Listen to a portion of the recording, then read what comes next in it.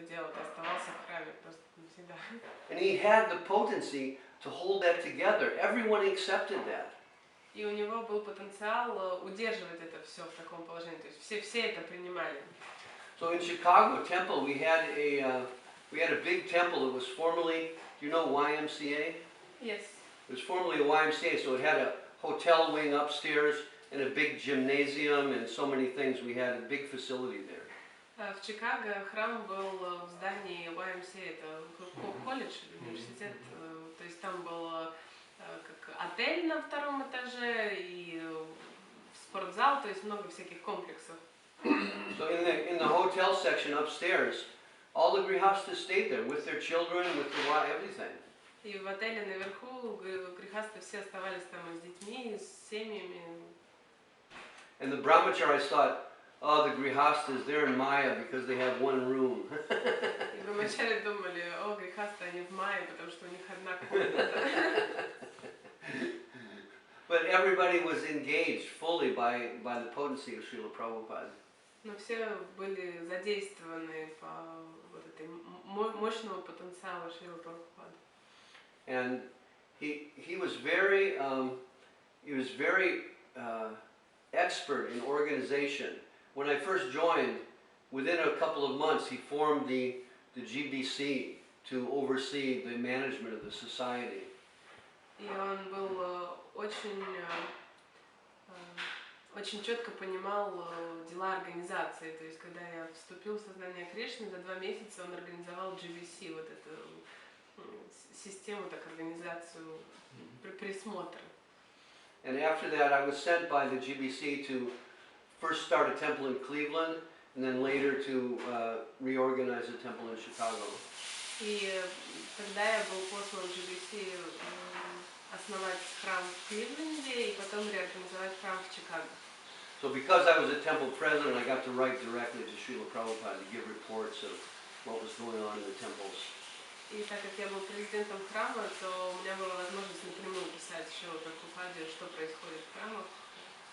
And Prabhupada's letters, sometimes they would correct us in ideas, sometimes, but generally they were always very sweet and very encouraging, and made us feel like he was our, most beloved father. И иногда в письмах были какие-то наставления, поправления в наших идеях, но в основном письма были сладостные, вдохновляющие, то есть мы получали такое общение, ощущение, что он наш отец, которого мы очень любим.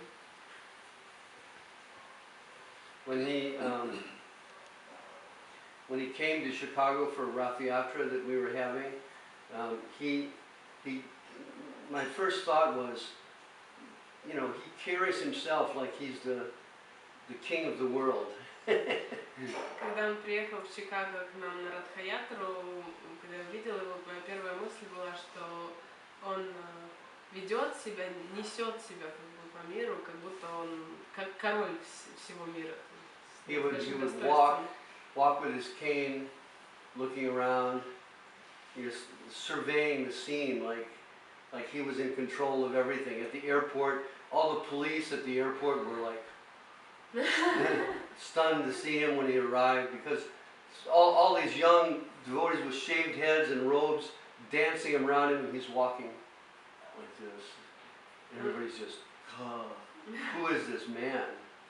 Он очень важно и степенно всегда шел, как бы обозревая все вокруг, как будто это все его владение. И даже в аэропорту, когда его встречали, он прилетал, он шел, вокруг него танцевали множество бритоголовых преданных, а полиция вся с открытыми ртами смотрела, то есть, что это за важная личность, кто этот человек. I heard a conversation that Srila Sridhar Maharaj was having about Srila Prabhupada, and he said that he had a nature of being, completely,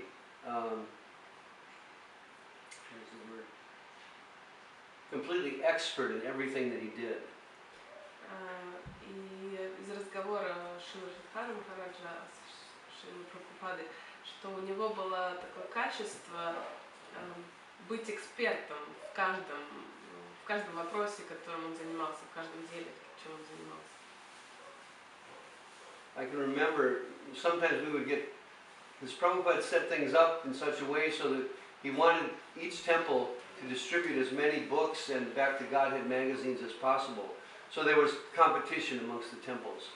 И Шрила Прабхупада устроил все таким образом, что каждый храм должен был распространить больше всего книг и журналов, то есть была такая конкуренция между храмами. We had a big temple in a big city, so there was every day maybe 15 devotees going out distributing Back to Godheads and books and so many things. И у нас был большой храм в большом городе, поэтому каждый день где-то 15 преданных выходили распространять книги и журнал Бхактиведанте. And Srila Prabhupada wrote me a letter and said, if you become #1 in book distribution, I will be happy to come and stay in your temple. И Шрила Прабхупада писал письмо, что если вы станете первым храмом по распространению книг, я с радостью приеду и останусь, поживу в вашем храме. So I read that to the devotees, and all the devotees were, yeah, yeah. Я прочитала это преданным, и все преданные, да, да. It was like a constant Prabhupada sending letters and getting communication from Prabhupada. It was a constant rush of enthusiasm happening every day in the temples. Вот это общение через письма, то есть то, что мы ему писали, он нам отвечал, это было как постоянный такой раш энтузиазма, то есть заряд энтузиазма, такой поток непрекращающийся. And devotees then from the beginnings in America, in New York, then they came to London, and then from London spread throughout Europe, and then in different ways they attempted to infiltrate the USSR. Потом преданные из Америки переместились в Лондон, оттуда по всей Европе распространились, разными способами пытались проникнуть в СССР. And Prabhupada came to Moscow in USSR time. Have you seen that picture? Шрила Прабхупад приезжал в Москву во время СССР, вы видели? Standing next to, is it St. Basil's? Он на Красной площади, там... St. Basil Cathedral in Moscow, I think?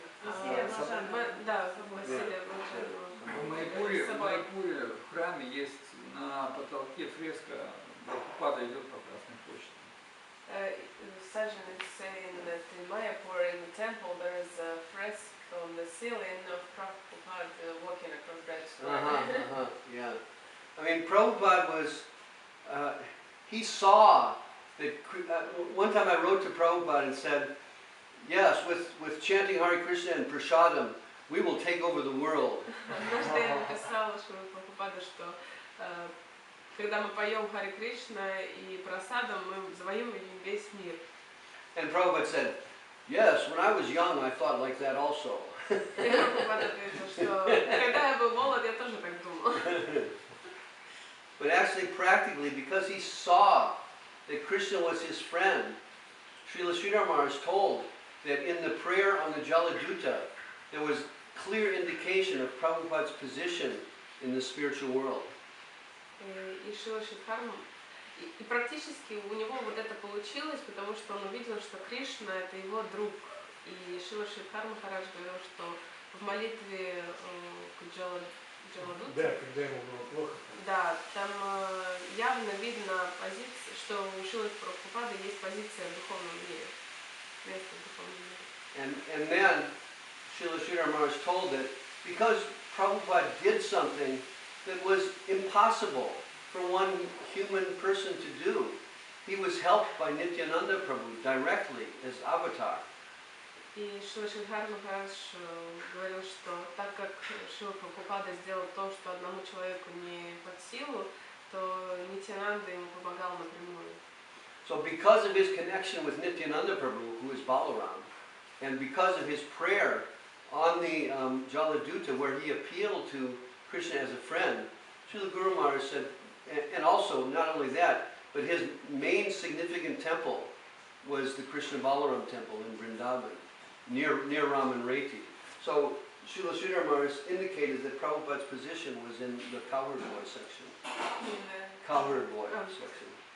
И так как благодаря тому, что Нитьянанда Прабху ему помогал, а он является Баларамом, и благодаря его молитве на Джаладуте, Шрипад Махарадж говорил, что благодаря этому, и смотря на это, мы знаем, что у него есть позиция в духовном мире, и это среди пастушков. Мальчиков пастушков. So, I remember there was one time when Prabhupada was in Chicago, he would sit behind a small desk on the floor, and there was maybe on this level he would sit and talk to people, but nearby in his room was a big Vyasa-san. It was made by my friend Govardhan. Like you saw some of those big Vyasa-sans in ISKCON, you know. So we had this big giant Vyasa-san, and it was up high on stairs. And so when myself and my wife came in to ask questions to Srila Prabhupada, he got up from behind his desk, walked up the stairs, and sat on the Vyasa-san. Однажды в Чикаго обычно он сидел в зале за таким маленьким столом, то есть он сидел на полу, а рядом с ним чуть на возвышении, на лестнице, большой Vyasa-сан, как вот в исконских храмах стоят.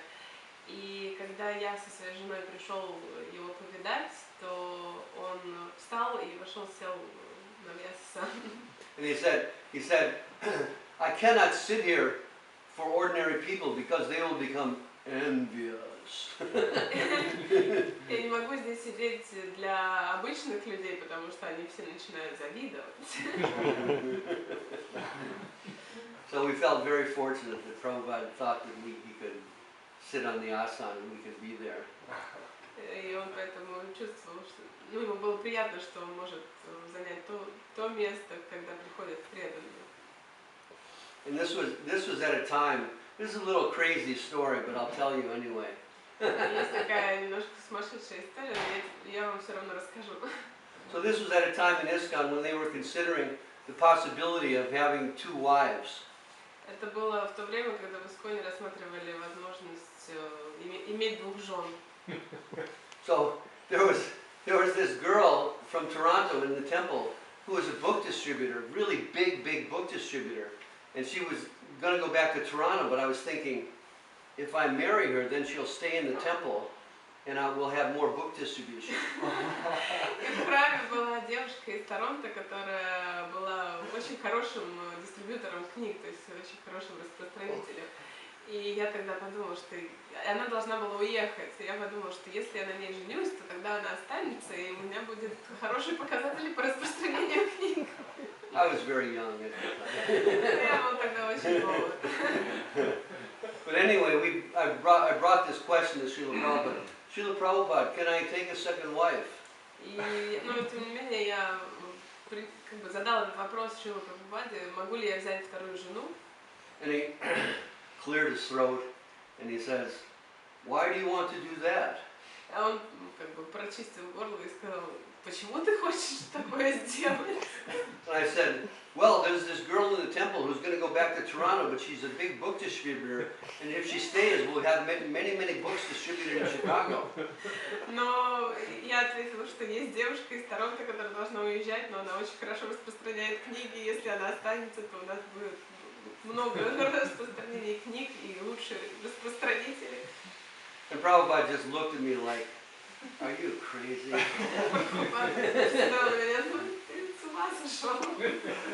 And he says, Prabhu, you cannot do that.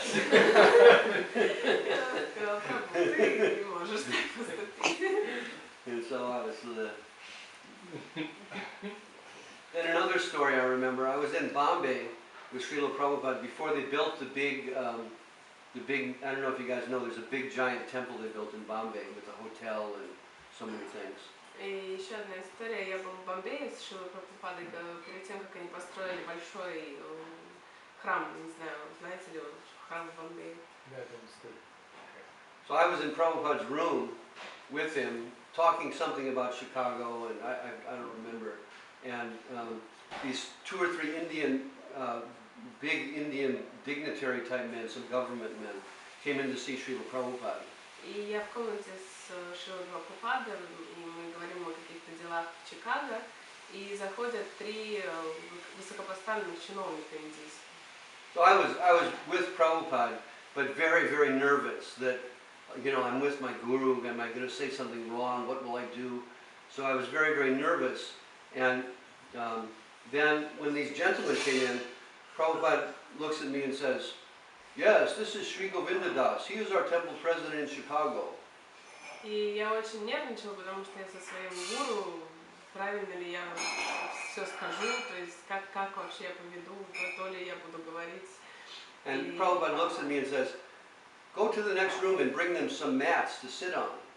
И когда они зашли, он представил меня, да, вот это президент нашего храма в Чикаго, и он сказал, пойди в соседнюю комнату, принеси им подушки, на чем сидеть.